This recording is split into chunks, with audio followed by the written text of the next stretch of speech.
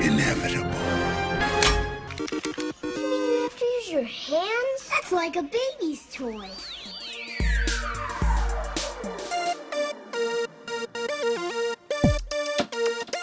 I'm totally Batman. Oh, man.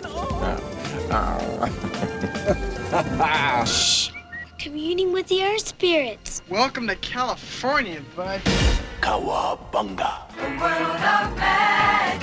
And after that, I just sort of space out for about an hour.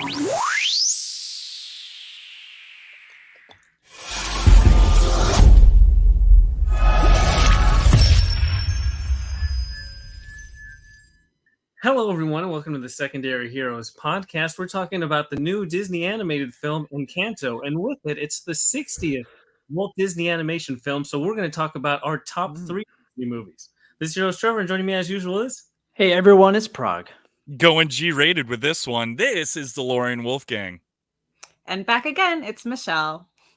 Nice. Oh, that's Welcome right. back. We got a guest. Hello, Michelle. How are you? Hello, Alex. You know what's funny? I've actually been to you guys' house, and you guys are huge Disney fans. Yes, we are. So this is going to be, I feel like it's going to be more of a conversation with you guys. I love Disney, grew up with Disney and everything like that, but I mean, you guys live in a house filled with Disney. Their whole staircase is Disney ears. Like, that's pretty incredible. So I guess you can say they're all ears. I almost wore a pair for this. Oh, what a guy. I try.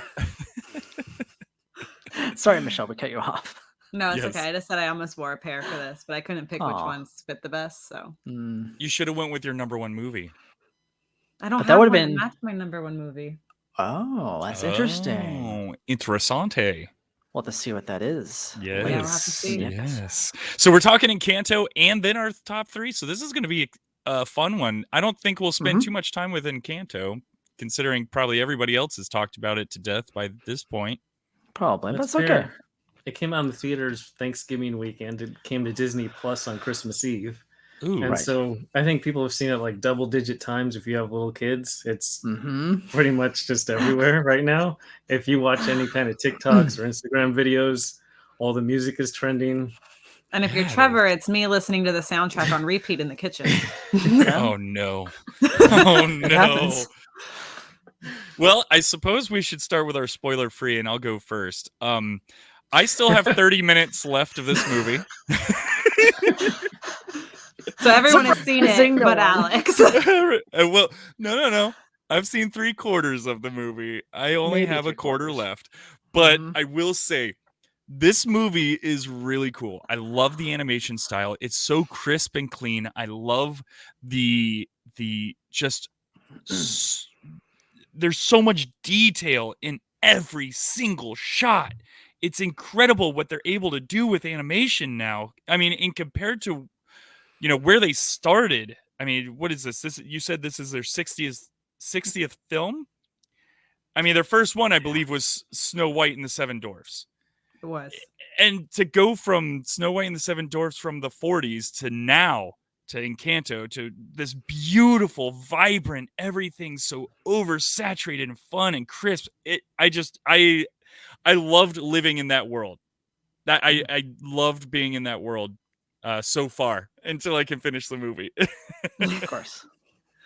Well said. Yeah. But I will say the music, I know that you mentioned the music, Michelle. Mm-hmm. I'm not gonna say that it's the best.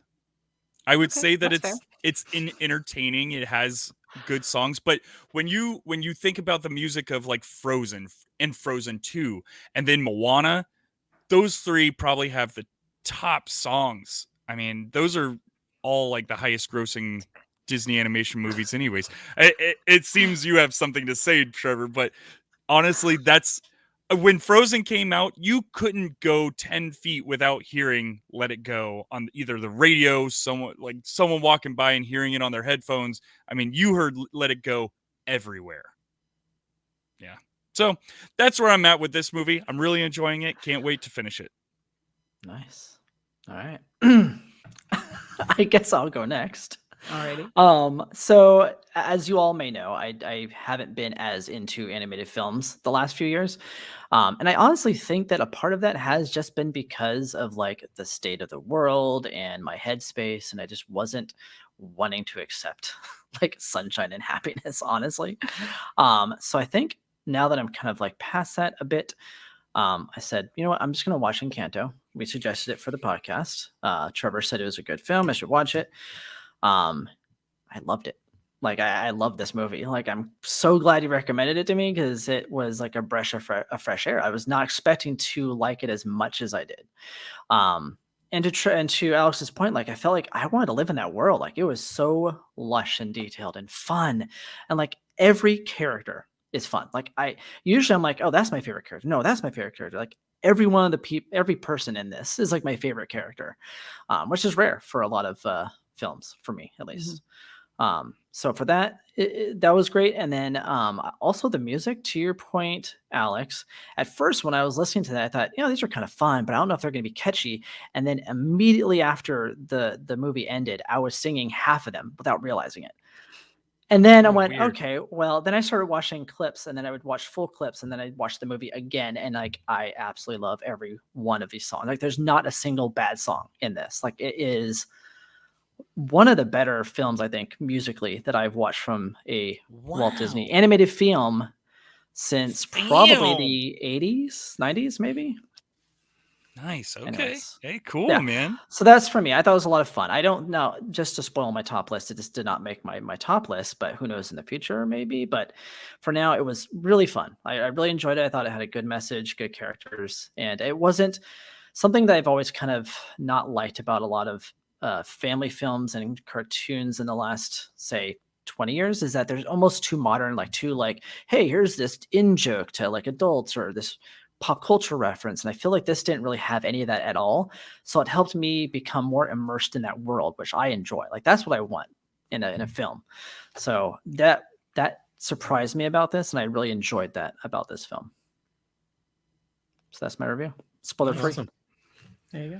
So Prague kind of spoiled my review in the spoiler-free section, but anyway, I definitely just want to piggyback on just the colors and just how beautiful the world. Like it's great to start like with the Colombian jungle because you have all that greenery, but then they pop it with all kinds of colors under the sun to really just bring the entire world to life. And then just having magic involved is always going to be fun, and they do a really good job of explaining the magic and seeing that it's actually super specialized, and that's kind of the big thing.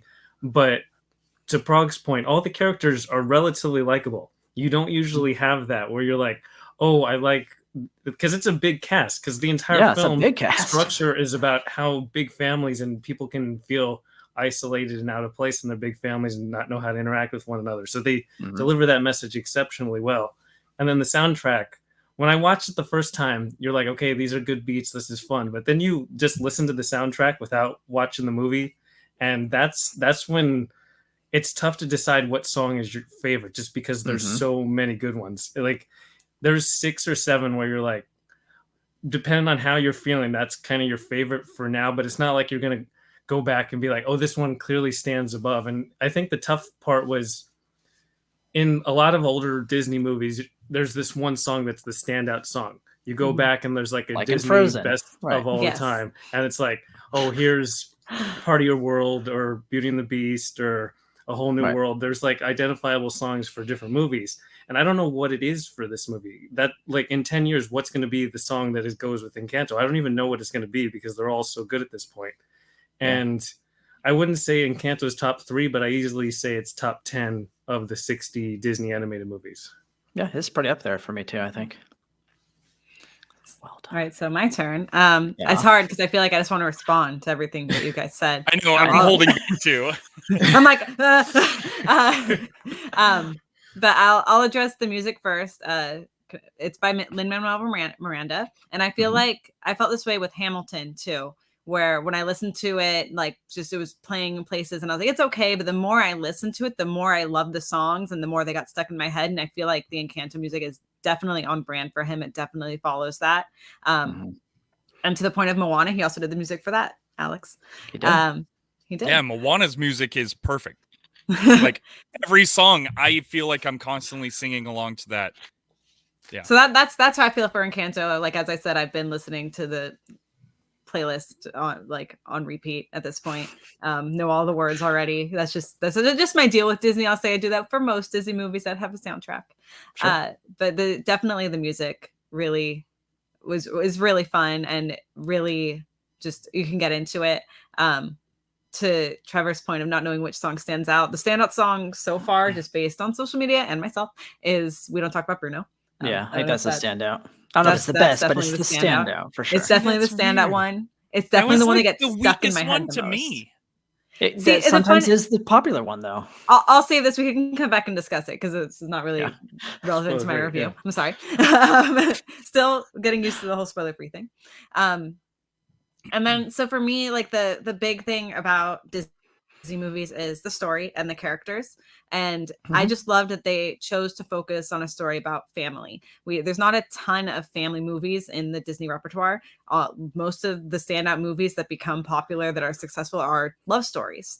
And I just love that they focused instead on the love between this family, the connections between this family, and also to the characters. All of the characters are amazing. It's an ensemble cast of 9 characters, and each one stands on its own. Each one is relatable.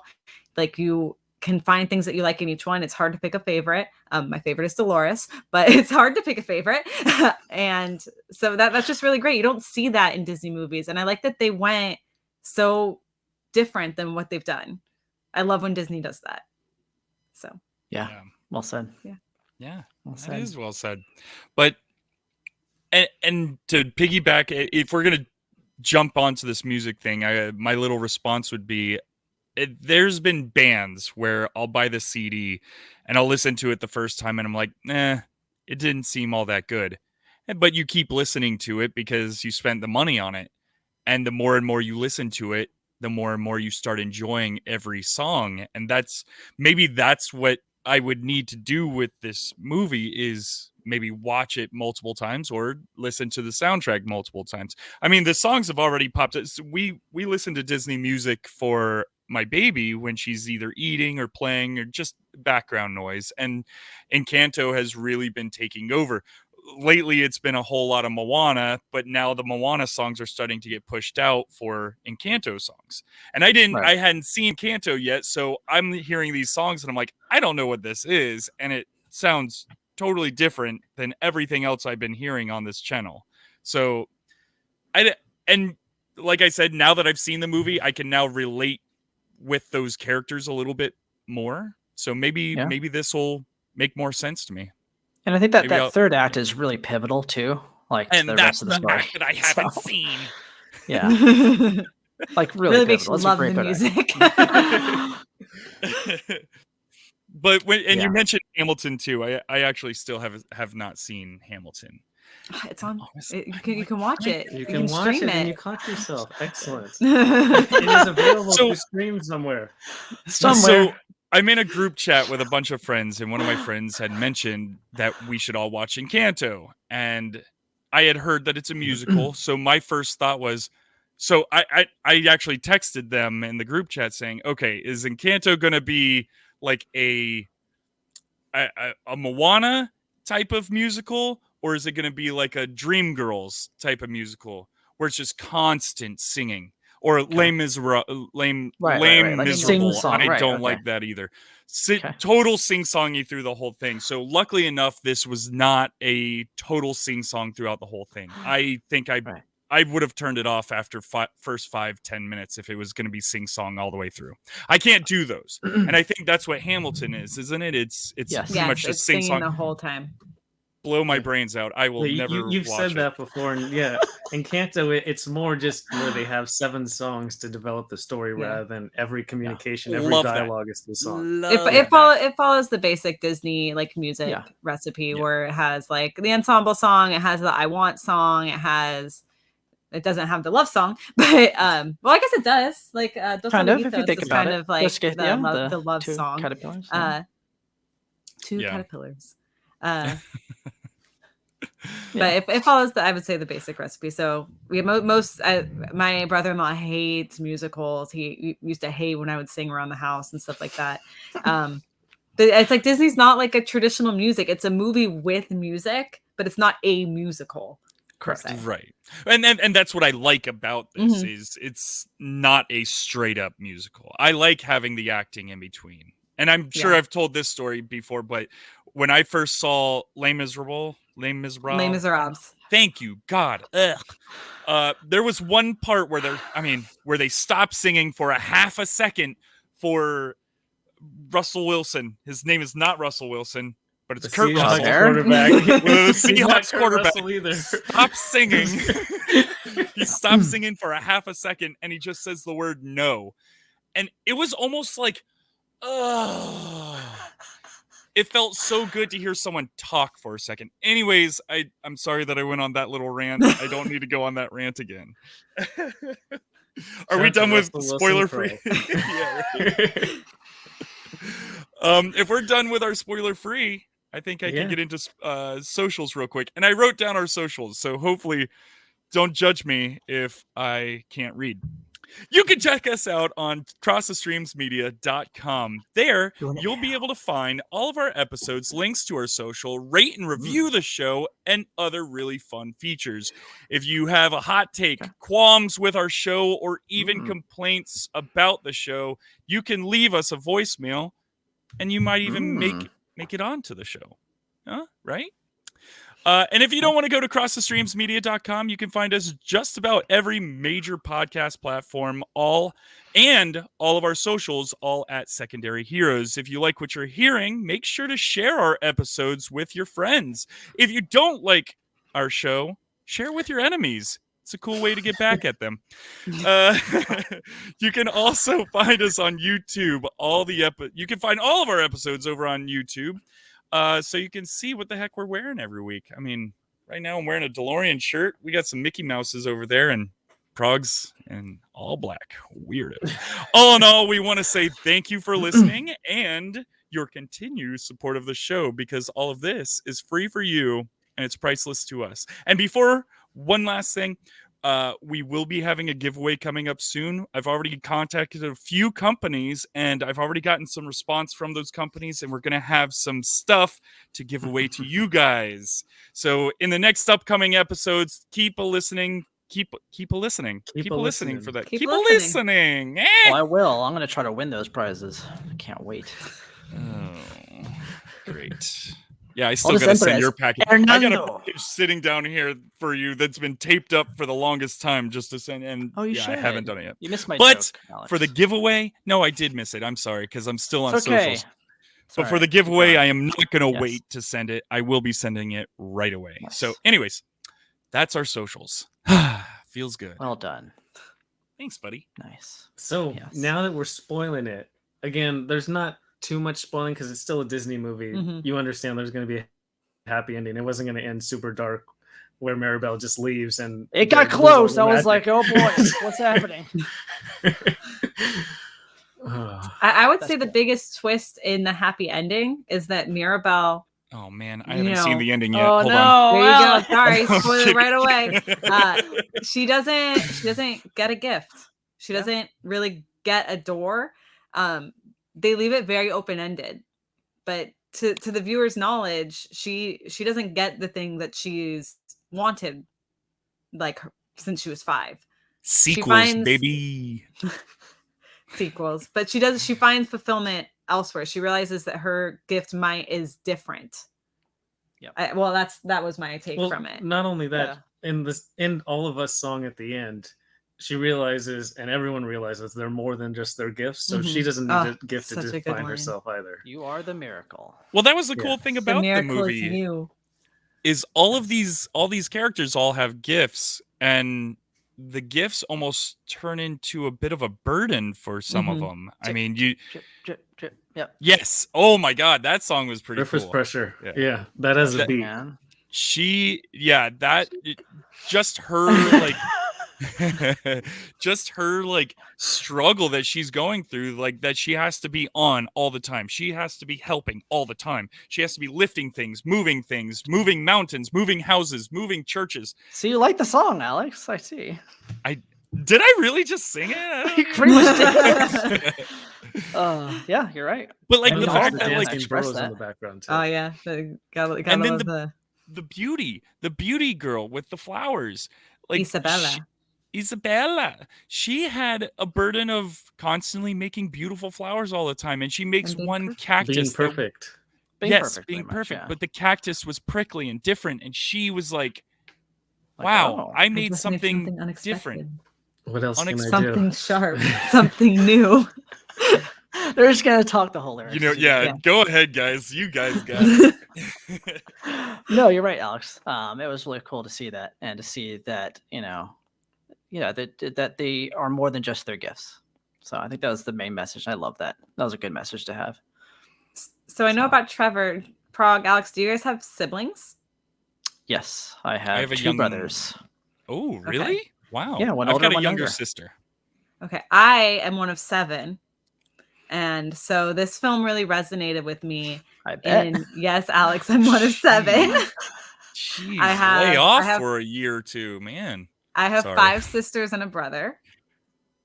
And so this movie really resonated with me, and the idea of getting lost in your Mhm. family, of feeling that Yeah. pressure Oh, just wow. from your family. We had a conversation. He's like, if you had to assign your siblings to those roles in the Oh. Madrigal household, like which ones would they be? And it's like, I really want to be the mom that like bakes. He's like, but I mean, I think anybody who watches the movie, they're gonna resonate with Mirabelle, because Sure. everybody has felt out of place in their family. Everybody has felt like they're not enough. No, Like not me. their family. Sorry. All right, well, Alex, not everybody is you. But I've certainly had that struggle of not feeling like I'm enough for my family. And so those songs of just like her I Want song, like I'm waiting for a miracle. I want to show my family what I can do. And then I can't listen to the final song without crying, because that whole thing, it's like, we see how bright you burn. We see how brave you've been. And like all of that, and this her family realizing the struggle that she's been through and how hard she's been working, how hard all of this has been on her, and just them realizing that is such like a Cathartic satisfying almost? moment, I guess. Yeah. Cathartic. Yeah, It's very satisfying, cathartic. cathartic, It's such a good resolution for her storyline. I know it's not the resolution maybe people expected, but Right. her whole arc is like, I just want my family to accept me. I just want to belong. And Well, even that's- whenever they're taking the family photo, she's not even in the family photo. Rude, right? No. Oh man, Abuela. There was only one Oh, part in the whole movie that's Abuela. more heartbreaking than that. And that's Bruno's secret room with my the little God. table, with That the was- little table setting on So it. sad. I was like, that is tragic. That's one of the most like if you had a heartbreaking image of a movie, you just post that of him creating his post that. table behind the wall Yep. with his painted out table. So he's know eating what? dinner with his family every night, but they never knew.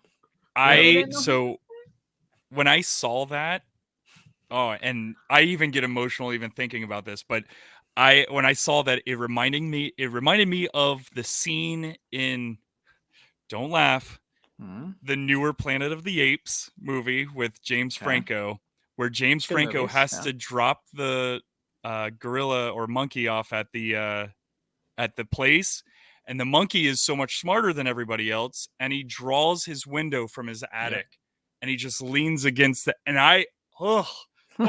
it's hitting me, man. Yeah, so those unspoken moments are just like really, really well done. Or It was even like really- it was him a really crying powerful at the moment. window. Oh, God, okay, we're done talking about Planet of the Apes. Well, we're talking I'll about never Disney, watch this Disney movie again, man. films. Oh my God, Disney let's get films back are to Disney. designed. Disney films are designed to make you cry Yeah. and torture you emotionally. That's what they do. Well, I think Up. I cried 3 times in total watching Encanto. Well, Up is designed to make you cry in the first 5 minutes, and then the Oh my rest God, of it I isn't know. that sad. No, I know. The rest of it is practically garbage. That first 5 minutes is what it's all about. That's all I'm taking out. There's not that much enough besides the very beginning and the very Well, you got a end. silly dog and a little pudgy kid, and it's like, okay, all right. God, Doug is great. All right. Anyways, beyond the blasphemy of whatever that was, let's continue on. Pixar is a different podcast, Alex. Yes, you're right. You're right. You're Yeah, right. we're doing You're right. animation, You're right. Disney You're animation film. There you go. All right. So the rest of the film, what do we want to talk about? Like favorite moments, favorite songs. I know it's hard for us to pick a favorite song. Right now, for favorite song, I'm leaning towards Dos Oruguitas, and I think it's going to be nominated for Best Song, and it's probably going to win Best Song for the Academy Awards. I'd agree with that. I think if any song from the movie is going to be nominated, it's that one. It's not necessarily the song that's always stuck in my head, but it's the one that gets to me every time I watch the film. I've watched it 3 times now. Yeah, you definitely feel it. Yeah, Wow. I See, I would feel it. totally It's watch so it well again, but done. he doesn't do repeats. So I gotta I know wait. it's weird, right? But he'll listen to the soundtrack watched on it. repeat. I watched it once. I know it. Yeah, but it's Maybe- beautiful. Maybe we'll get to watch it again when we get there in our rewatch, but right now, Gotcha. Okay. I'll have to wait. Or next time you guys do the podcast, I'll watch it. Oh, there you go. Actually, I think you should be a permanent part of this podcast. You're so Yeah. well spoken. We love Thank having you you. on here. Oh, thank you. Oh, I Alex. did that Always. on the air. I have fun when I do it. He doesn't think I like to do it. I think the hardest thing right now would be balancing it with work, but Yeah. Always No, what do you is. think about Marvel? Oh. boy. No, I'm just kidding. I'm let's Let's not. kidding. Yeah, Cool. so I do like that song too. How about favorite scenes? Ooh. I like the whole scene when she's singing Waiting for a Miracle, her whole I Want song where she's like going through the house and like the cracks start coming and it's just that and then the Fireworks scene, on the they're roof all and song everything. scenes. That's great. Yeah, they're Okay. all song scenes because the other Okay. one is one with her sister where they're growing the flowers and they're like exploding everywhere. So That one's Yeah, really that fun. was Yeah. fun. Yeah. I would That's say one too. I would say for me, just because I like the humor, I like the character a lot, is the scene where we first get introduced to Bruno and when he Oh. like has his multiple personalities and stuff. He's so dorky. I'm like, I forgot. I immediately fell in love with him. He's like kept like that's why I did my whole thing in the beginning, where I put my head over my head. He I put thought Your the head little over your things. head. Nothing like putting your head over No, your head. hood over my head. There you go. Anyways, Bruno, I have should you stop been talking. have you been spackling all the cracks? He's like, no, that was it Armando or something? Armando, and he puts a bucket over his head. God. Oh, I love that. That's fun. That was That's a great when scene. he John should have been Leguizamo was great. Pedro, and he should have said he's the Mandalorian. Yes, When he exactly. put the bucket over his head. They're not there yet. They're not there yet. No, Pedro. I love that scene, and I love the scene at the very beginning, where she's talking about how she doesn't have a gift, but who's everyone's gift is. Like that Oh whole my scene was God, kind of fun yes. because it was like a whole town kind of scene. And I love Mhm. those. Like in Beauty and the Beast, the same thing happens. Like I love those saying the scene type numbers, and you The can tell beat that she's for trying to the avoid family it too, enjoy like the whole too. time. Yeah, Yeah. Maribel. good. beat. Yeah, right there. See that song was really overwhelming the first time I heard it because you can tell Lin-Manuel Miranda wrote it because it gets really fast right there at the end. You're like, what are they saying? What are they Yeah, saying? what? What are What? they saying? What? Yeah, maybe he had too much coffee, just like that boy. I put the coffee. I'd say down. that was probably my favorite one as well. But one of the things that really stood out the most for myself throughout the movie was the sound effects of the house, Casita. Mhm. Clink, clink, Every clink, clink. sound effect of the tile moving Mhm. stuff or how it interacts with everybody else. I almost found Casita to be It's a great a character. extremely I amazing think the character. house is my favorite character. Yeah. Such a fun character. The fact Yeah, that like when the house was falling apart I know my favorite. in that scene where the house is coming down and falling apart, Mhm. it's still trying to save everybody. Yeah. As people totally. are running in, the house is making waves, pushing them out, and you can hear the tiles clanking and crashing, and Yep. it really came together beautifully. I couldn't believe the amount of sound effects that went into just the house alone. Mm-hmm. Yeah, So my that would favorite be my character- standout. Because I realized is the toucan that goes up with her to Bruno's room and then Mhm. bails. He's like, nope. Yeah.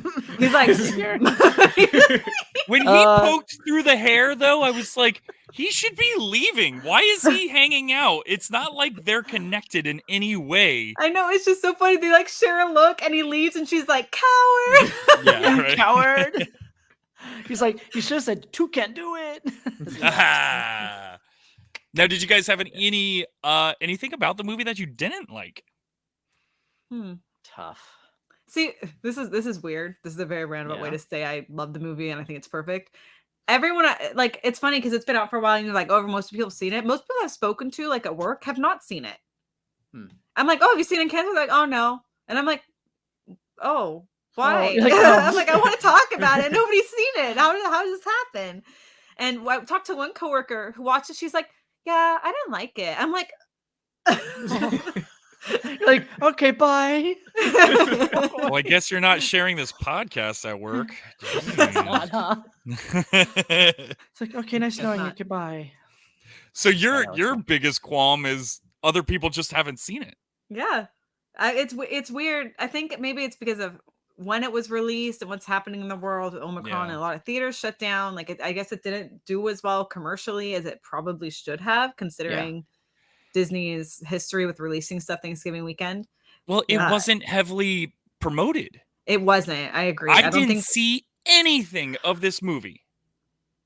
I would say the So, only mean- thing that really helped this were the TikToks and all the stuff on social media that people were posting. Yeah, and not not only about that, Bruno. I think it just a month later coming out to stream makes it reduces the barrier to entry a lot, and that really gave it some traction. Before the actual Thanksgiving release, the only thing I really heard about the movie is that people are tired of Lin-Manuel Miranda taking jobs from other people who can create music who are minorities.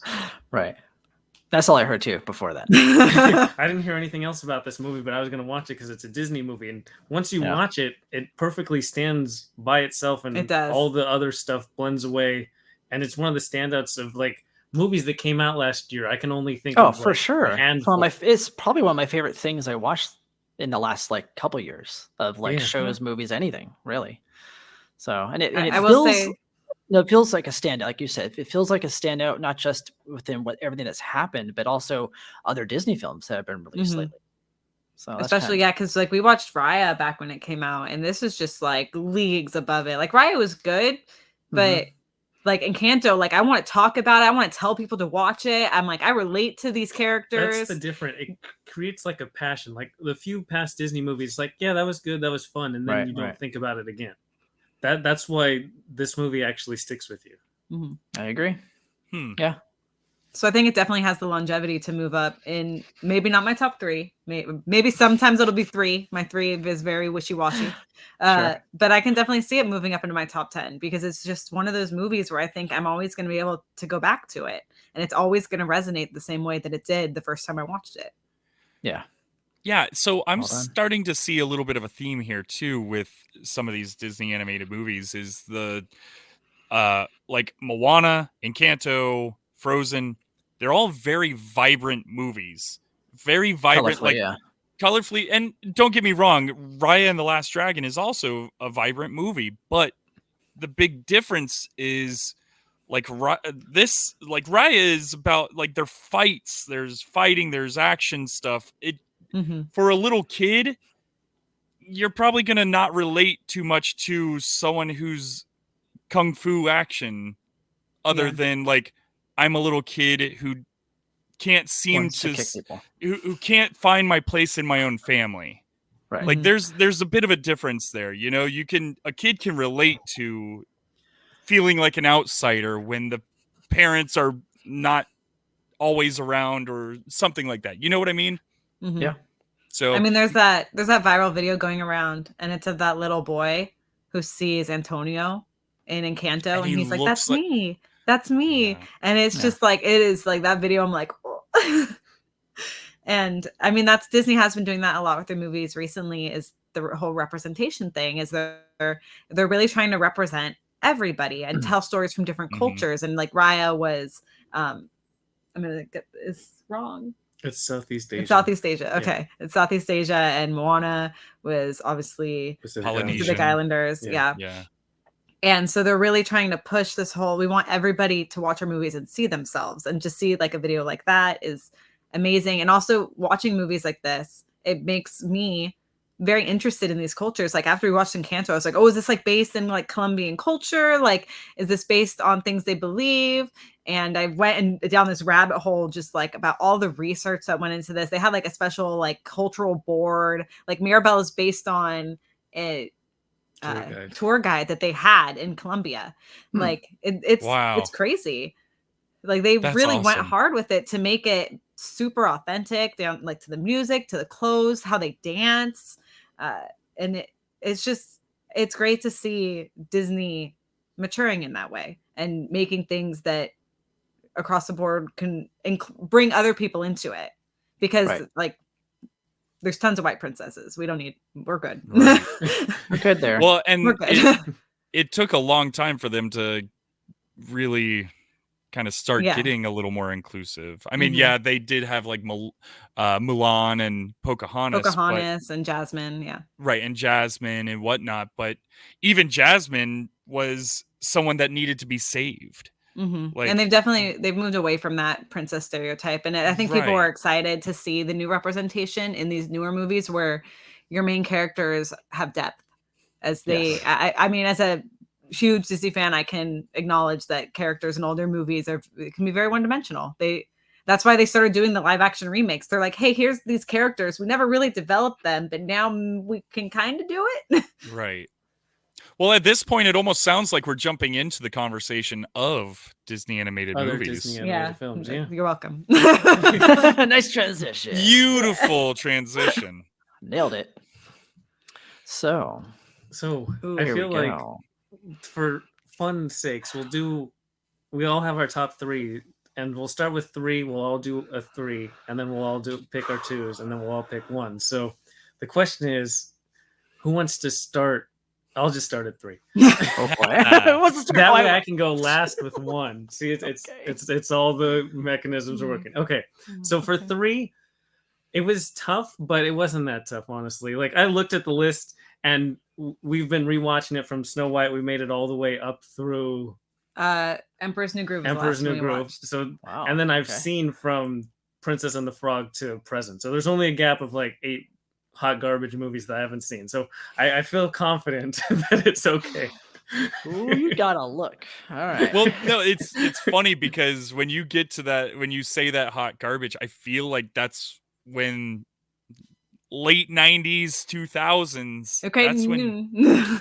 No. Okay. You know what? I will not. I'll hold. I will defend. Not all of those movies. There are some hot garbage movies in there. Okay. I don't know why they made some of the ones that they did, but there are good ones in there that I believe are grossly overlooked, especially because a lot of us, like, we're older, like, that was in a time period where we weren't really watching Disney movies. And so maybe you haven't watched them ever or recently. You just assume them. Those are those garbage Disney movies that came out when I was in my teens or my 20s. So I didn't really care about them or that they existed. So that's just good to say about well that. said, actually. Yeah, very true. Because I did not watch many of them. Of those, they're very different to what Disney did, which is why they were not as successful. But a lot of them have gained success in later years as people go back and go like, hey, this was actually a good movie. It was ahead of its time.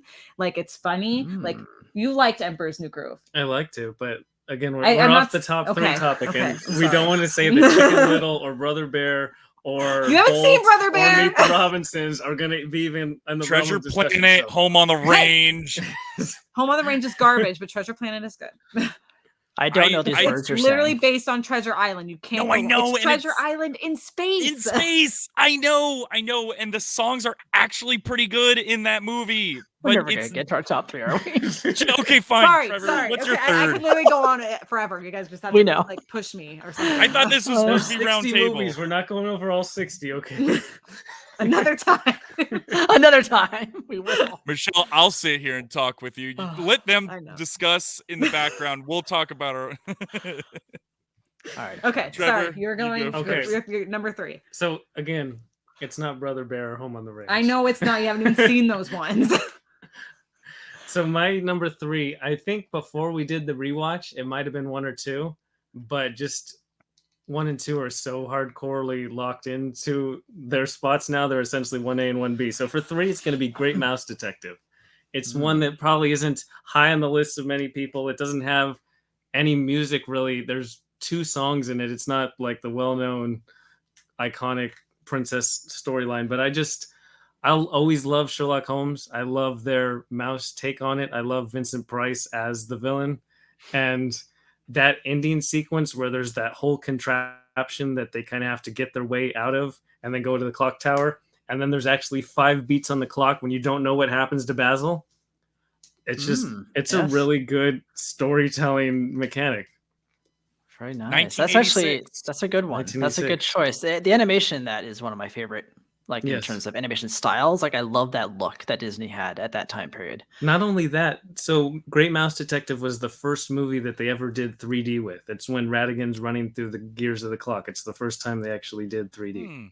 I thought it was a different film that was their first one. Interesting. Wow. Just as a scene from it, Just like a not scene, the whole okay. movie, just them experimenting with it. That's kind Then of they I go always more and thought, more. I always thought Hunchback of Notre Dame was one of the first ones to do the 3D, but I guess not. Yeah, no, that's the whole That film. makes- He's talking about a scene. So Yeah. that makes sense. No, It's like putting a scene. Hunchback isn't all 3D. There's only like I think it was like the a end few scene. scenes. Yeah, Oh, very okay. few scenes. But I It kind of remember it that builds. stood out. Like I remember watching like Hunchback and thinking, "Whoa, this looks great." Yeah. But not the whole Nice. movie.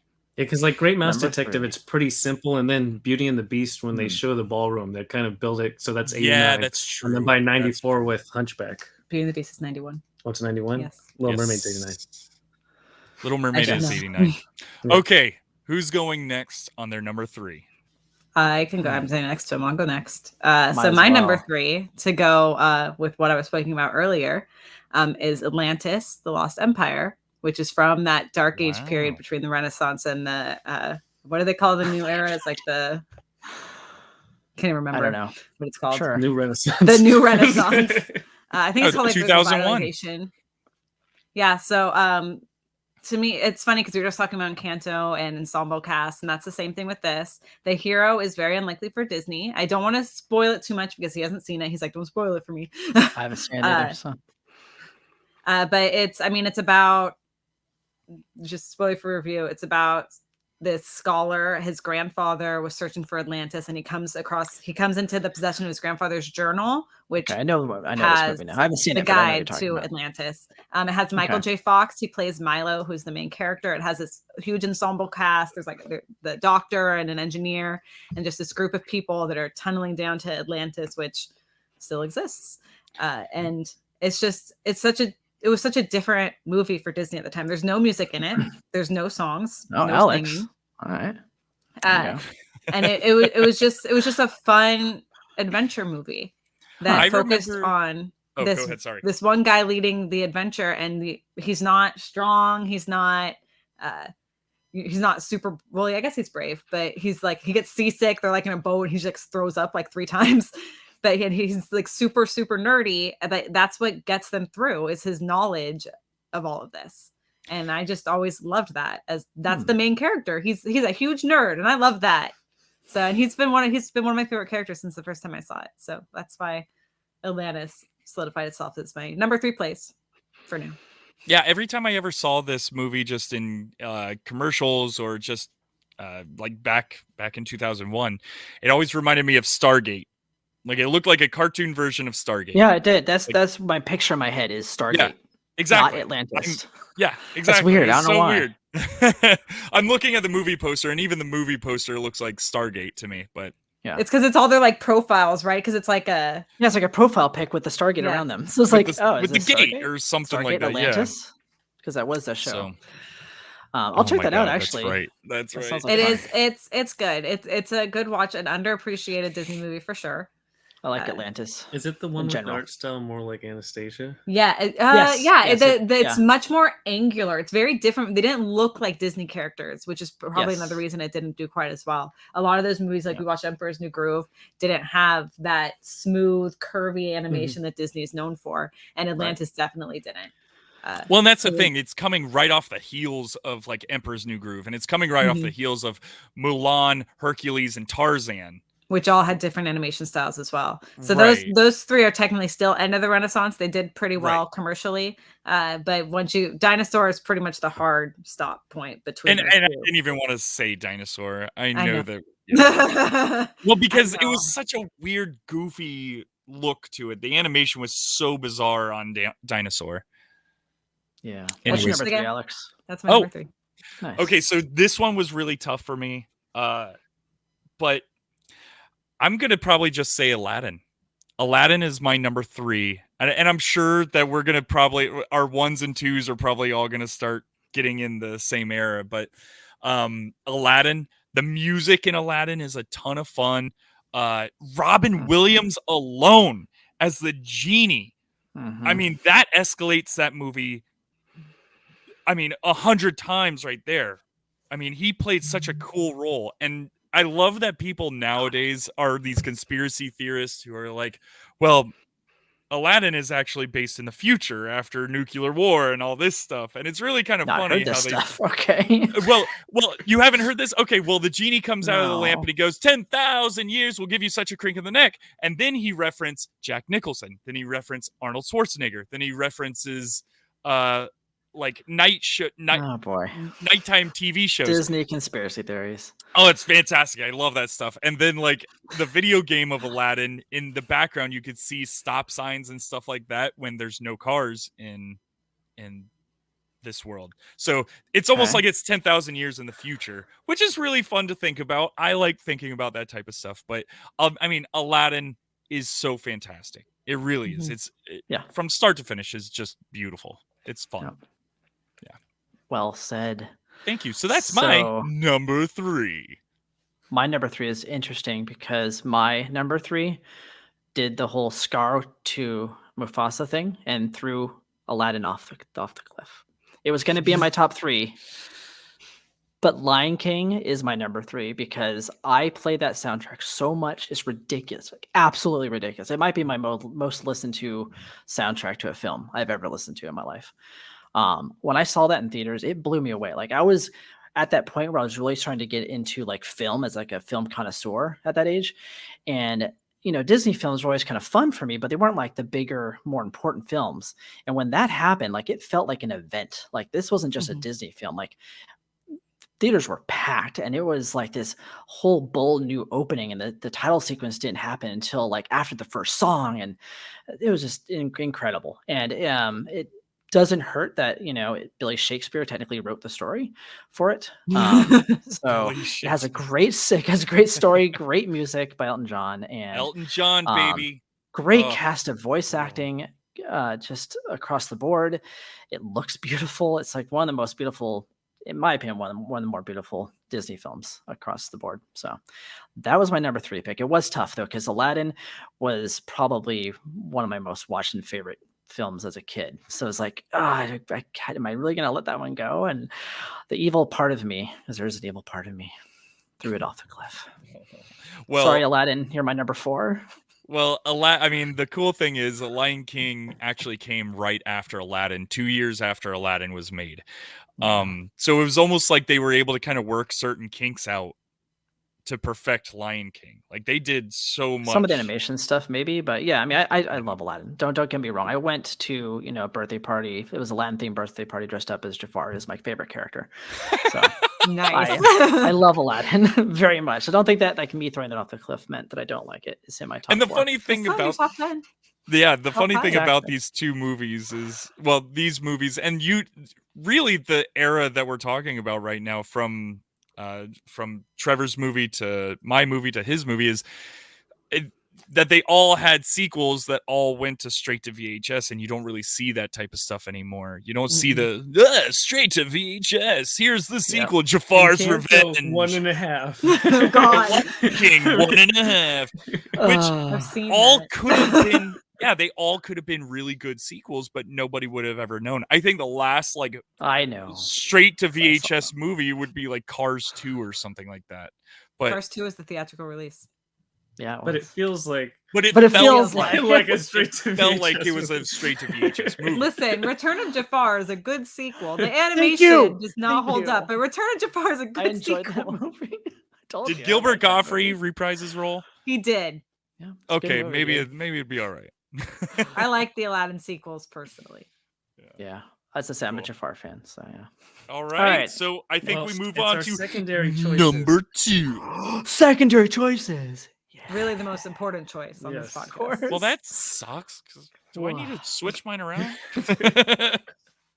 Baby. Are you going to go first again? You want me to go first? Anybody can go I'll first. go first. So my secondary choice, which was my first choice for a very long time, is Tangled. Wow, okay. Mandy Moore special. Yes. I love Uh, Mandy Moore, so yeah. When Tangled came out in 2009, 2010. 2010. November 24th, You have 2010. to remember, Alex always has notes up on screen while we do. Yeah. the You're right. podcast. I'm sorry. You also said 2009. It was very close. I was like, I know I saw it in the fall. I know I was in college. Princess and the Frog was December 11th, Princess and the 2009. Frog. He's gonna Thank do you. this all night. I have to. Well, so at the time, I love the visual aesthetic of Tangled. The lantern scene is like one of my favorite animation things of all time. Like there's when they do fireworks at Disneyland, sometimes they do it and I just like my eyes get all big and I love the lantern scene so much. And when Tangled first came out, they were just starting to get into relatable princesses, and to this day I probably relate to Rapunzel the most. She is my princess, which I know that's why that movie was at number 1 for a long time. But having watched it more recently, I was like, I don't love this movie as much as I remember loving it before. But I still love it. It's just not as much as another movie, obviously. So that's why it's number 2. Okay. Yes, but I definitely I can't that's Rapunzel's my girl. I love her. She's clumsy. She's a little scatterbrained. She's kind of figuring herself out. And at the time when I was 2010, I was 19. She was a reflection of who I thought I was at the time. So Wow, that's Nice. very cool, man. Well, and the animation style was beautiful, and her hair, the fact that they were able to animate that type of hair. They created as- a whole animation just for they had to create how to animate I hair remember this. just yeah. for that hair. And I love that they her and the prince made a cameo in Frozen. They do make a cameo in Frozen. Yeah, That's true. you got to find it. You got to really look for it. But yeah, they're in Not there. really. You just have to. You have to know when it Um, happens. Yeah, you have to know when it happens, and then you'll go, oh my goodness, there they are. Yeah. I will not watch that movie again, so it's okay. You can just look up the scene on YouTube. Okay. I'll do that. Once was enough for me. Prague, why don't you go next? Fine. This one Number actually 2. was kind of tough. I mean, obviously it's number 2, right? You're trying to choose your 1 and 2, and how do you choose your 1, right? So this one came out probably at that right time. I think I can't say this for everybody. I know that for Disney films, if it comes out at that your peak of your childhood, it's probably going to sit at your top of your list at somewhere at your top of your list, or at least the time when you saw it the first time. So this one came out in 1989, and it kind of revolutionized Disney. And for me, it was such a big deal to have great music. I mean, not that there weren't great songs before, but to have hit after hit in the movie, and the animation was fantastic, and the villain was great, and the main character was beautiful. I'm talking about the Little Mermaid, and it is fantastic. It would have been my number 1 pick, but there is one that I do think over the course of watching it for many years has always kind of been my number 1.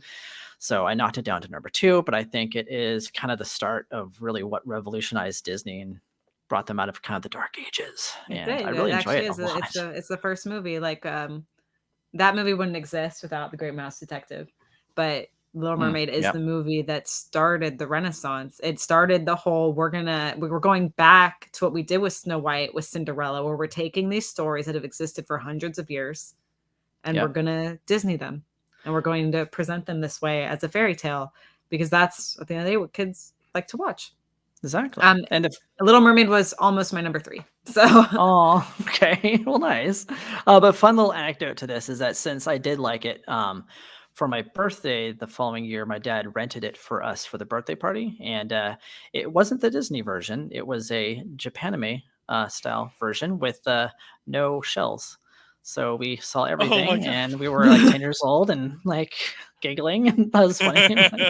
that's an interesting mistake. Yeah, I was like, "Whoa, Mom is not wearing any top." Oh, wait, none of them are. What is happening in this? Yeah, that was weird. And then she dies at the end. Yeah. That's they the probably original. followed the original story of Little I Mermaid. Yeah.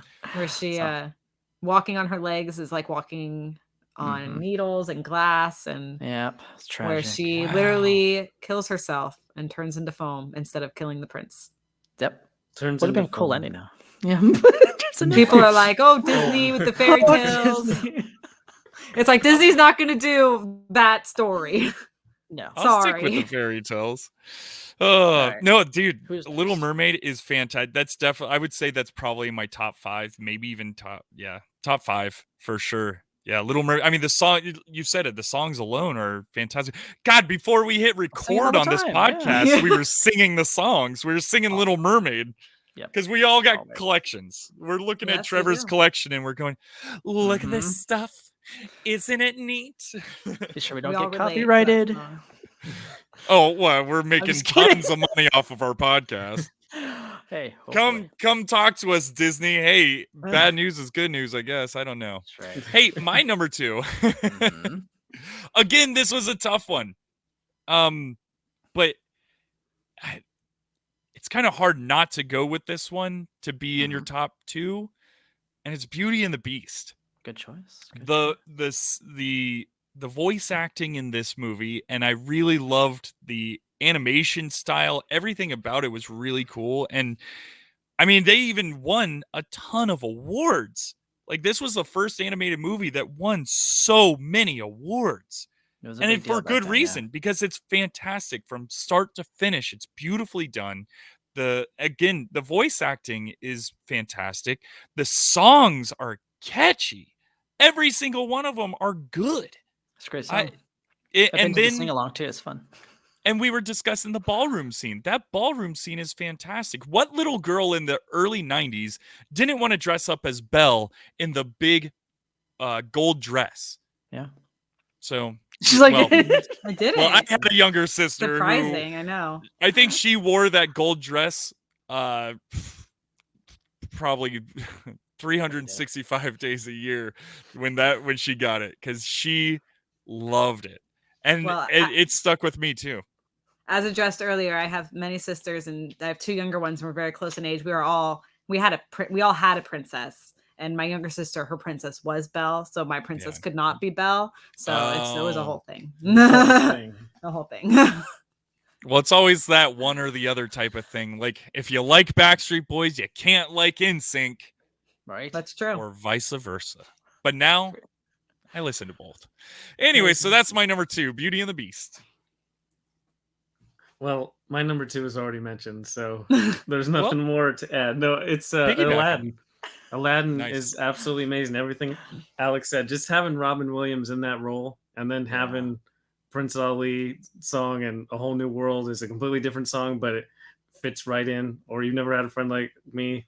It's just iconic stuff that you didn't think was possible. Like, they have a bunch of like guest voice actors for Disney movies. They kind of like are getting into it, but I don't know if anybody gets into it as much as Robin Williams embodies the genie of all the voice actors. Like, that's probably the most iconic Disney character role. Like, you know exactly who the actor is, and you know exactly who the character is, and that's as simple as that. And to Prog's point, Jafar is a really good villain. Some Disney movies don't have the best villains, but Jafar, he knows exactly what he's after. Yep. He wants Fantastic. ultimate power. Oh, that's interesting. Because I thought that might be your first choice. So, all right. I was wondering how they would fall. Mm-hmm. So again, like I said earlier, 1A and 1B. So Alexa would say is I one know, of of course, right? All right. All right. Is this it? Are we our number 1? This This is is it. number 1. coup de grace, Drum coup de roll. grace, the number 1. Oh God, what kind of hate comments are we gonna get for this? I don't think any. So far, we're just all joking. really good. I mean, except for that Atlantis one. But yeah, hey, good. Jeez. Dude, I'm kidding. I know it's fine. It's okay. good. I actually picked my enjoyed favorite this. movies. I'm not picking the movies I think are Right, the best exactly. Disney movies of all time. They're Oh, no, There you go. totally. my favorite Absolutely. movies.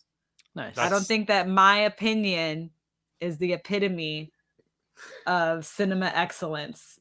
Oh, I don't know. why are if you people think why are that.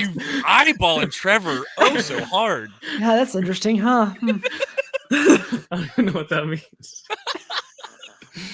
Mommy and Daddy are fighting. I didn't. We're not fighting. Who's gonna give their number 1? I went first last time, so somebody else. I think it's Frog? Prog's turn. Yeah, it's probably my turn. All right, so the film, I had to think about a lot of this stuff because I watched a lot of great movies. That I enjoyed a lot of them growing up. I mean, Fantasia was always great. Pinocchio is fantastic and dark and man. creepy. But the Fantasia. one I watched probably the most, that I enjoy the most, that I sing a lot, that I just enjoy the look, the feel, the world, is Robin Hood. Digital high five. We're sharing this one, baby. Bam. Yeah. Robin Hood and Little John walking through the forest, man. That's my jam. Like, that is my jam. That's been my jam for like most of my life. Love it. So that's my favorite. That's going to be what I think is one of their best. Enjoy. It's a classic story. So for me, it's the same thing. I feel like it's one of those. It's one of those. Yours number one is also Robin Hood. Yeah. Oh wow! That's why I said didn't digital high five, bro, because we're on the same page. Robin Hood, it's one of those movies that I find myself going back to every year. Like, I'll watch this movie once a year. I can't think of very many movies that I actually do that. I'm a huge Back to the Future fan, and I don't watch Back to the Future once a year. I watch Robin Hood once a year. Robin Hood and Beauty and the Beast, I actually watch a lot. Nice. But Robin Hood, again, the music, I love the characters. It's from 1973, so it does feel a little bit dated, some of the acting that's in it. But you can get past that, and it's something so nostalgic and something so fun about it. It's the way the animation moves. Like, you can see the animation happening. Like, it's just such a work of art to watch. It is. It's like watching a living painting. You're watching these animals who are playing, like, the fact that Robin Hood is a fox stealing from the rich. He's a fox, all right, huh? Oh, he is, right? Oh, and Maid Marian, my goodness. Oh, made my day. But yeah, there's a fantastic movie. I'm glad that you chose that for your number one as well. Well, nice. That really puts the feather in my cap. It's funny because I always forget Robin Hood until somebody mentions it, because I loved Robin Hood as a kid. It's not like, I don't know where it falls in my top 10. I don't know if it is in my top 10, but it's like, I love that movie so much that one year my mom took us like to, I think it was probably, I don't know, Best Buy, something like that, to pick out gifts for my other sister for her birthday. And I bought her Robin Hood because I wanted it. Right. Nice. Nice. And it's like, me and my best friend, we quote that movie to each other all the time, where it's like, oh, fortune forecast, Lucky Charms, like things like that. Nice. It's like female bandits, like I think they just things like that, like random things. And it's just, I forget how much I love that movie. I feel bad that I forgot it in my top 3. Well, it's also funny because, like, do you guys ever have your parents tell you what you did when you were little that you don't remember? Like, oh, you used to watch this all the time, like it was always on. And my mom told me that you always watch Robin Hood. Like, we have the VHS, and that's the one you played the most. I just don't remember that at all. Like, I'm the opposite. I have like a picture perfect memory of my childhood. Like, it's kind of insane, like to the point where I remember things that no one else remembers from like early childhood. Why that is, I don't know. So yes, I remember everything. I'm remembering this. I remember all of it, man. Every slimy detail. Ooh. All right. Well, I know you wanted to go last. Yeah. So my first pick has also already been mentioned, and it is Beauty and the Beast. Nice. Oh, nice. Classic. Yes, I'm actually wearing Bella's on my shirt. Oh, yes. Nice. All right. Don't want to get demonetized. Keep it down low. Oh, sorry. Sorry, my bad. And funnily enough, Beauty and the Beast came out the year I was born. It is my birth year Disney movie. And so I did grow up with it. And it, as an adult, it resonates with me more because Beauty and the Beast is my favorite fairy tale, like separate from Disney. Like, I love the fairy tale. One of my favorite books is a retelling of it. Like, just, I love it, like all encompassing. And it's like Alex was talking about the voice acting. I'm like, well, they use actual Broadway actors for the voice cast. I think that helped. Yeah, that had to have helped. It was the first movie to win Best Picture. They actually created Best Animated Film because of Beauty and the Beast, but it won actual Best Picture at the Oscars. It's the only animated film to ever do so. Yeah. And it was such a like cultural reset. I feel like it's one of those animated movies that made people look at animated movies differently. They're like, it was just such a cinematic experience. Like, there's just the opening chords of the prologue music was like, like all that. It's just Oh, like, yeah. chills. Yes. It's so It's all good. dark and mysterious, and the stained Ah. glass and the rose. Oh, The stained glass, like just the iconography in that movie is Mhm. just beautiful. Like you see a red rose, like there's still glass ones at Disneyland, like anything that like it's like, oh, that's Beauty and the Beast. Yeah. Like, and most of the princesses do have their icons, but I just feel like that's one. It's just so powerful, and I could talk forever about Beauty and the Well, Beast. and then you've got Gaston as your villain, and Gaston do. is Gaston a so much. solid villain. Such a I mean, good the fact villain. that so fun. you go to Disneyland or Disney World today, Gaston is the main character that people want to interact with. Like, still to this day, it's wild. No one takes know. selfie like Gaston. You know? It's just funny because when you look at a lot of the villain gallery of Disney, Gaston's just a guy. He's just a dude. He's just a guy. He's just a He's a dude. terrible He's guy. He's He a jerk. He just Yeah. eats 12 dozen eggs. That's right. Every morning to help him get large. There you go. Oh, well, boy, and really Gaston. quick, just curious, Mhm. because we actually watch it in our household pretty often. Mhm. The live action version of that. So I like it. I know you don't. The Hermione one. Yeah. Yeah. To me, I really like how they took plot holes that exist in the animated movie and filled them in. I really enjoyed that they fleshed them did out, that. yeah, for They really sure. fleshed them out. Like the whole, I was always like, well, if he's a prince, why does no one remember that they had a prince? Like, and it's all like he was 13 when all this stuff happened, and they change all those details. They make them all out looser in the live action. So I really Right. enjoyed it. I don't Yeah. love Emma Watson as Belle. I will say that I don't love her as Belle. I didn't love who they cast as Beast. But overall, No, he was good. but I'm sorry, overall, but I I did. After coming off of Downton Dan Abbey, Stevens. sorry. Yeah. After watching Downton Abbey, who didn't fall in love with him? So Right. Well, I haven't seen Downton Abbey. Oh, my that's God. why. Oof, Mm. get He's into also in Downton Abbey, Legion. baby. I don't think he'll ever watch Downton Abbey with me. What? Oh, that's a good It's show. very That's a good. good show. It is very good. I might do a rewatch. They're coming out with a movie. Anyways, Yeah, let's sometimes it's continue. like I'm like with what you guys said with Robin Hood. I've before we start living together and rewatching stuff is no longer on the agenda. I used to watch Beauty and the Beast all the time. And if I was like, well, I've watched the animated one recently, I'll watch live action because I love that one too. Yeah, So very Nice. cool. Well, All right, nice. Trevor. The big one. All right. Let's hear it, baby boy. It's not that. I big. know. Oh, well, It was shoot, already you- mentioned. You built it up. You built It it was up. You talked about the year you were born in, so I have to go the year I was born in, 1988. Mhm. Oliver and Company. Stop. Nice. Hold on, is this for real? It's No. not- Okay. He literally told me the other day if he had to pick the 10 worst Disney movies that Oliver and Company would be on it. I totally forgot that was one. That's pretty There's funny. also the 1965 classic Sword in the Stone. Oh, That's boy, right that's a out. rough movie. That's a rough Ouch. movie to watch. Oh my god. But no, it's something you guys already mentioned. It's Lion King. Of Just course. because that movie came out in 94, and so I was 6 So years old, good. and that's just like the first movie I remember going to the theaters to see.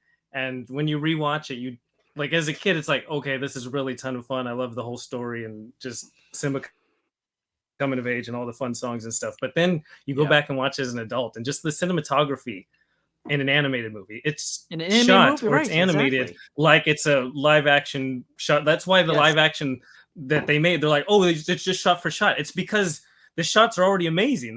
They don't Right, need to yeah. change the shots of it. And I think I came to it being my number one is when I watched the live action, and just when it does that big boom right at the start and then the big boom right at the end, I was like, I don't care how they make this movie.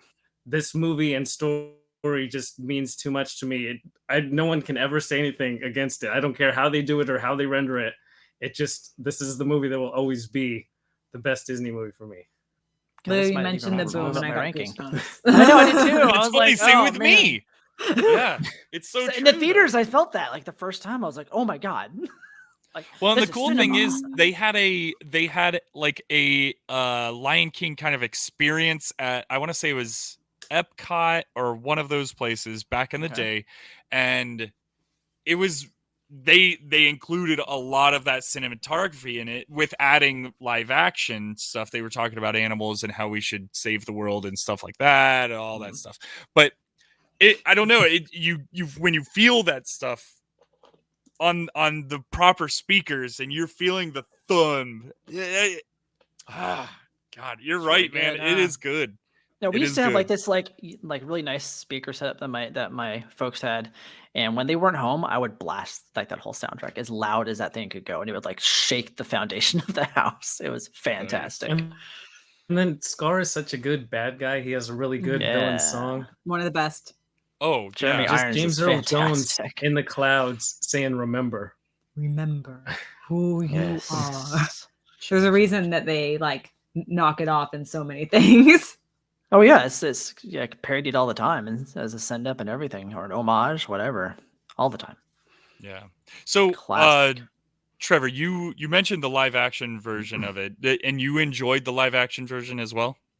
Yeah, like I know a lot of people are like, oh, the lines are creepy or it's a weird, 3D design, but I didn't have any problem with it at all, just because the live action animals they're not going to use actual lions, but the actual live action settings, they went on location and filmed a lot of that stuff, and then also the Jon Favreau uses the thing that he uses in Mandalorian, whatever it's called, to create that whole LED screens behind the characters. Yeah. Nice.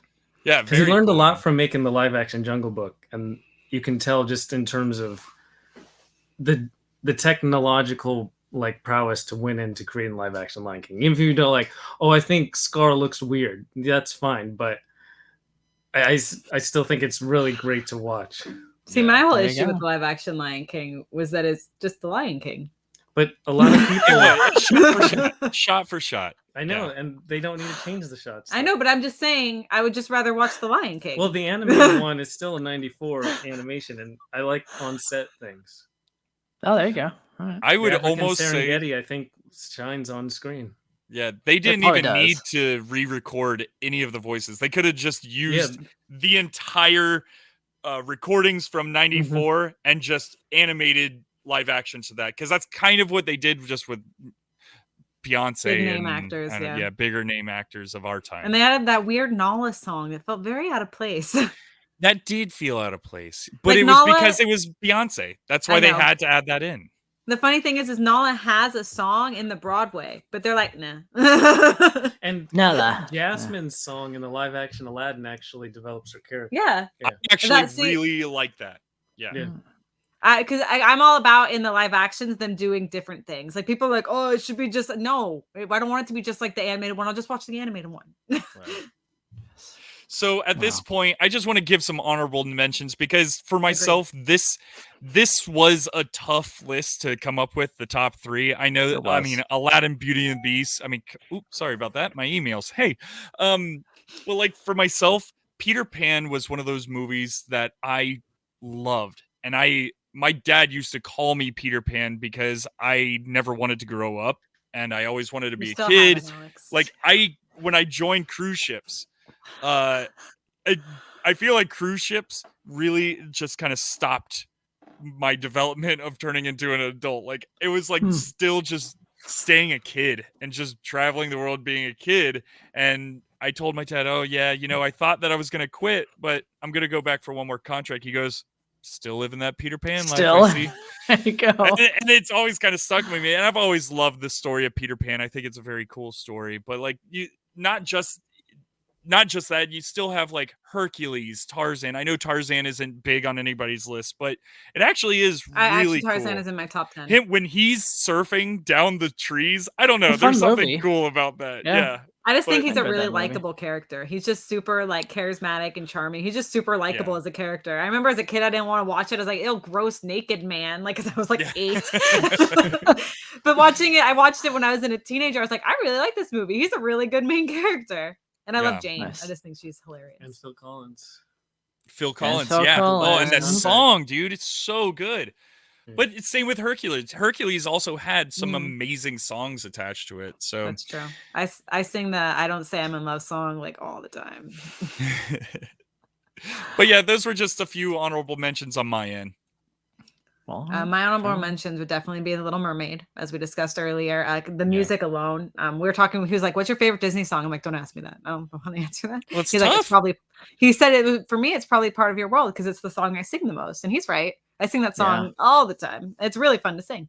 But I couldn't and my best friend is going to kill me for this because his favorite princess is Ariel. I don't love Ariel as a character. And I that's can all see I'm that. just Okay. that's Like, I all don't know I'm if I gonna ever say. cared So- about her as a character. I just liked looking at her when I was. so that's why they didn't quite make it. And my other one would be Sleeping Beauty. Growing up, Aurora was my princess. Yeah. And so that was my that would have been my nostalgic pick for sure, would be Sleeping Beauty. Like growing up, I loved that movie. I love her Briar Rose outfit, the whole scene where they're dancing with the reflection in the water. And I like they made the pop of her as Briar Rose, and I want it really bad because I'm just like, oh, I love Briar Rose. Nice. So that would have been one of my other ones. And I'm Yeah, trying it's to a think, beautiful classic Disney film. yeah. Yeah. And then Very maybe I'll say Lilo and Stitch as well. A fun one. All right. Wow. Yeah. Very nice. Gotta get those offbeat ones that people haven't seen. Exactly. Well, that's the thing. We really Oh, didn't tons of hit. people. What? Lilo and Stitch is very popular. Oh, People absolutely. love Yeah. Stitch. Yeah. But no, you're right. it's At the huge. time, it didn't hit as hard as a lot of other things did. Although I love how they advertised it when it initially came out, with Stitch breaking into all the different movies and messing them up. Oh yeah. That's great. Yeah, that's cool. Cool, guys. Did I you mean, guys have anything else you wanted to add? When we were doing the rewatch, and I wanted to be like, which ones do I actually remember as standouts? And 101 Dalmatians stands out pretty yes. well. I was Yeah. surprised of how good that narrative is, just in development of the dogs and all. It's essentially a lot like The Great Escape, but it's just through dogs, and that's really impressive to do in 1961. And then Alice in Wonderland, it's a pretty good retelling of it, especially compared to that live action. But just in terms of the time period and trying to Disneyfy that really creepy, the book is pretty dark, and to make it Disneyfied is a pretty impressive accomplishment. Yeah. That It really is. I love that you brought up that. Yeah, the Alice in Wonderland. It's because I feel like that's one of those movies you can watch today and would still hold up. Mm-hmm. They're so peculiar, just the ideas, and they make it it flows from one to the next, where Alice is just inundated with all these crazy things without any kind of gap or break in time. Yeah. Well, and like I was saying, being an adult, seeing it as an adult rather than a child. When you're at a child, you're just looking at pretty colors and it's really fun and wow, these are wacky characters. But when you're an adult, now you're looking at it like, oh wow, that caterpillar's smoking a bong. It's a lot of different connotations when you're an adult. Who are you is the biggest question, though. I feel like Alice nails the theming of the character better than anyone, where she literally is questioning who she is and where she belongs in the world, and they just nail it from every different angle you possibly can. Yep. Follow the white rabbit. And then I would be remiss. I do want to mention, it's not a good movie. It's only a little bit of that movie, but The Sorcerer's Apprentice from Fantasia. Gotta give a shout out to Sorcerer Mickey. Fantasia, man. That's that's a really fantastic film too. Mm-hmm. It has its I feel like moments. everyone could pick out their favorite. Everyone has their favorite segment from Fantasia. Yes, it's a segment. It's not necessarily the whole thing. You don't love but the I whole like thing. segments. You love one segment, maybe two, Yeah. but everyone That's has about that it. one. For me, it was Exactly. the centaur one. Yeah, that's a good one too. Well said. And So we the don't only like thing I wanted to mention real quick before we end, because I already talked about my honorable mentions. There was a film that I was kind of obsessed with as a kid before it came out because of all the poster artwork and stuff. And I thought, ooh, this is really creepy and cool. And I like creepy and cool things. And I thought it was gonna be really good. And it wasn't. and it was the Black Cauldron. Yeah, I knew it was gonna be the Black Cauldron. Like I had so much headcanon for this film before it came out of who this bad guy was and what it was going to mean and what it was going to be like. And I watched it and I'm like, what is this? Honestly, Horned King is still one of the most terrifying Disney It villains. is like it's so not a cool good looking. movie, but the Horned King is a Yes. terrifying Disney villain. Oh, it's like they're really made a fantastic. scary villain. It was great, and that's what I was waiting for. I'm like, I want that. Like, I was really into like Little Nemo from Slumberland. Like that had the same kind of bad guy, this ominous like dark figure in the background with horns and stuff, like a Nightmare King kind of thing. I love that, and it just didn't deliver for me. Wow. Didn't deliver for anybody. Don't worry. You No, weren't I alone. know. There you go. It's a hard watch. Gurgi. Why? Yeah. Why? Sorry, All right, there Gurgi you go. fans, but why? Yep. Because there's a whole community of Gurgi fans out Might there right be. now. They're always From a But you movie never from know. 1971 or whenever it was Disney made. fans are very like Yes, there extreme. is. I'm sure there's millions actually. I wouldn't be Yeah, surprised. there are people that are like diehard Black Cauldron fans. Yeah. I know I'm there gonna is. find So I found those subreddits and I'm like, okay. well, 1985, the year I was born. nice. Well, we Darn. went long. Your All Disney right, birth nice. movie is Black Cauldron. That sucks that that's my Disney birth movie.